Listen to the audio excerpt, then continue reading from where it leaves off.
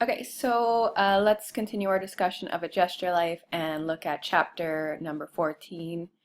So in this chapter, the storyline, the sort of inset story about Hada's military service, his relationship with Kay, that storyline wraps up, um, and we see the conclusion of what happens to Kay, what happens to Hada, and we learn the sort of truth about the traumatic experience that he had in his military service, and how he is sort of continually haunted by what occurred.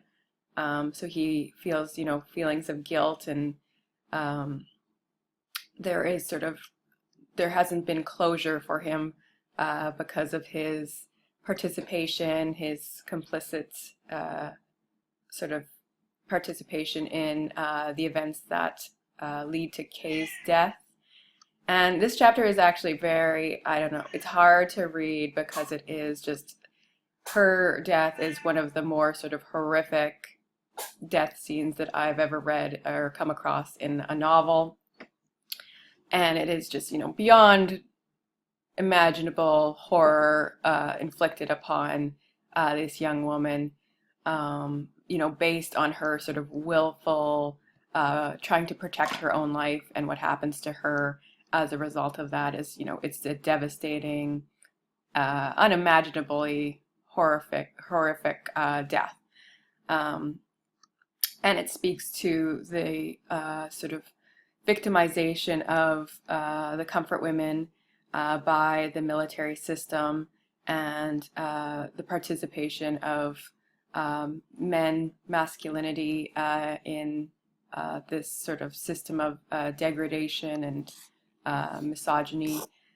So we'll talk a little bit more about that in a moment, but let's take a look at Hada, and evidence that he never has fully recovered or come to terms with the events that play out over the course of this chapter. So Hada in the present, he will have visions and almost like these waking dreams of Kay. So long since this is many years after the war has been over, but he's still sort of haunted by her presence in his life, and he imagines her coming back to him, and he sees her, in fact, so there's this a vision that he sees of her, and it's this sort of repeated something almost like a waking dream that happens to him every once in a while. And it's sort of almost like he's being haunted by a ghost, or there's some part of him that sort of believes that he's actually seeing her alive and well, but her vision dematerializes in the morning. So it's indicated that maybe this is part of his dream, or this is his unconscious coming forth. So he's repressed these memories. There's something that is not fully he doesn't have the closure around this. His feelings of guilt sort of suggest that, he's going to continually be haunted by his past, because he played a sort of central or integral role in Kay's death. And we'll see that over the course of the rest of the chapter, when we're given the full story of what happens to her. But we can see Hada's character as exemplifying this idea of return of the repressed. So he is a man haunted by his past, and it's returned, and this is evident in the haunting of Kay's, if you want to call her a ghost, or just a vision or dream or nightmare even.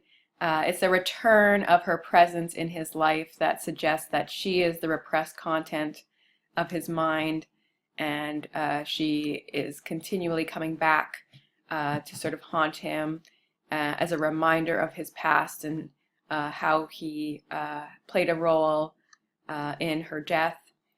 So he has sort of what you could also call sort of survivor's guilt, um, which suggests that, those individuals who survived a traumatic event, who lived through it, an event where many others lost their lives, often feel guilt for having kept their life while others died.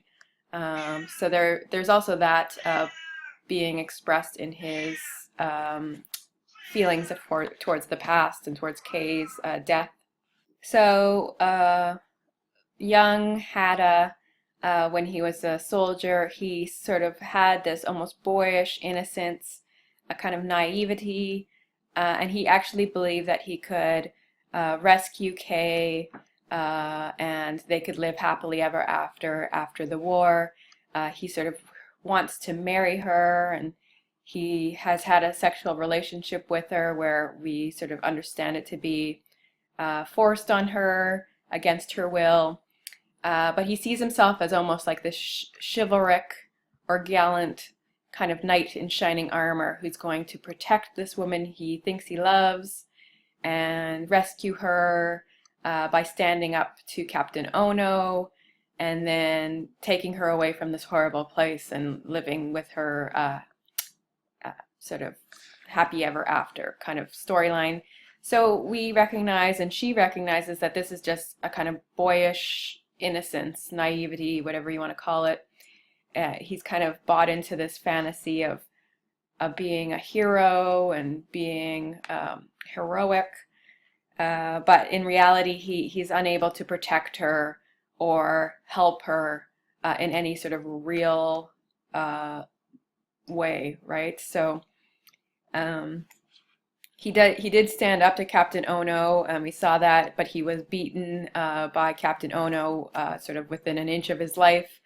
And he still wants to he still believes he can save Kay from, from this military camp, and they just have to survive together and all will be well. But it seems as if, she begins to question what he's actually willing to do to help her. And when Captain Ono sort of returns to the infirmary where they are, she sort of motions to Hadda to help her to slash his neck, to kill Captain Ono. He doesn't do that. She does. So she is actually the one to take, her fate, her own life in her hands, and protects herself in that moment from Captain Ono. So she kills Captain Ono. But this sort of seals her fate. They're not going to let her get out alive, having murdered Captain Ono. But then she asks Jiro Hata to help her. So she asks Hata to kill her and then spare her, what would be a torturous death, given the fact that she's, murdered the captain. So she realizes that, this is the end of the line for her. There is no, happy ever after. So she's very much the realist, whereas Hadda is a kind of idealist, right? He has this kind of fantasy, naivety, and he's not able to help her die. So she asks him to help her die, and in this way prove that he actually does love her. But she, confronts him and says, you don't really love me, you just love my sex, my body. So this is on page 300. So she is confronting him. She says, I never wanted your help. Can't you heed me? Can't you leave me be? You think you love me, but what you really want, you don't yet know because you are young and decent. But I will tell you now, it is my sex, the thing of my sex. If you could cut it from me and keep it with you like a pelt or favorite stone, that would be all. You are a decent man, Lieutenant, but really you are not any different from the rest. I'm sorry I gave myself to you, not for me, but for you. Lieutenant, if you truly love me, you could not bear to be with me. You could not see me like this. You could not stand one moment longer the thought of my even living. So, this is the question. Does he actually love her, or does he just think he loves her? Sort of infatuated with her as a young man might be infatuated with a girl he has a sort of crush on. And she asks him to prove this love by taking her life. And the suggestion here is, you would probably, if it was your loved one was in pain and they wanted to end their life, you would probably do anything you can to help them, deliver them from a fate worse than death, that she sees is in her future. And he is unable to help her die. So I think he is, it's sort of a selfish decision that he makes in this case, not helping her. And in this way, he kind of seals her fate, and it is a cruel, horrific fate that ends up being the end of her life. So he is sort of complicit in this patriarchal, misogynist system, in the fact that he does nothing to really help her. And she says, you're no different from any of the rest.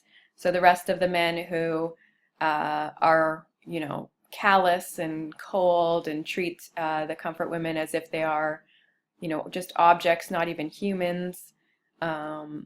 She's saying you're no different from them. You just are, you don't respect me as a person.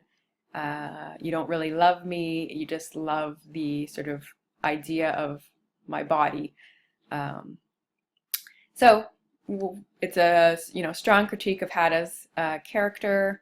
And I think, we have to sort of look critically at his actions or his failure to act in this moment as evidence that he is part of this kind of patriarchal military system. He's ingrained in the social order of male dominance, and his vision of being heroic and kind of knight in shining armor fails him in the sense that he's not really able to actually help this woman that he is supposed to be in love with. And it ends with her dying at the hands of a group of men. And it's, a very horrific scene, or we get the aftermath, but what's implied is very sort of horrifying. So Kay's death occurs at the hands of, the 25, 30 men who drag her to a clearing in the woods, and, they rape, torture, murder her, and Hatta discovers her remains there in the clearing, and it's a, traumatic moment for him, of course, but, it is a kind of unspeakable horror that he, in a theory, he could have helped to prevent. He could have killed her and in that way helped her, or sort of sacrificed something in order to, save her from a fate worse than death, which is what actually happens to her. So her, her rape and murder would be, it's probably one of the most horrific, forms of death that I've ever read in a novel. So I can't even imagine, that circumstance. And I think, here we have Chang Rae Lee sort of really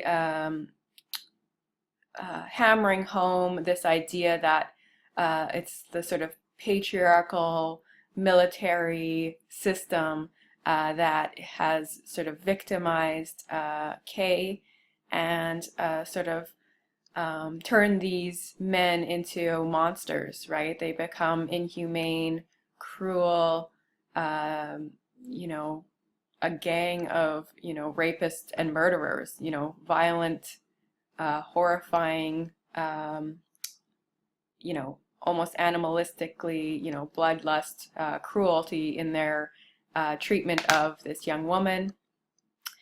And Hatta is, she says, he's no different from these men who murder and abuse her. So he is somehow complicit in this larger system, the patriarchal kind of military system.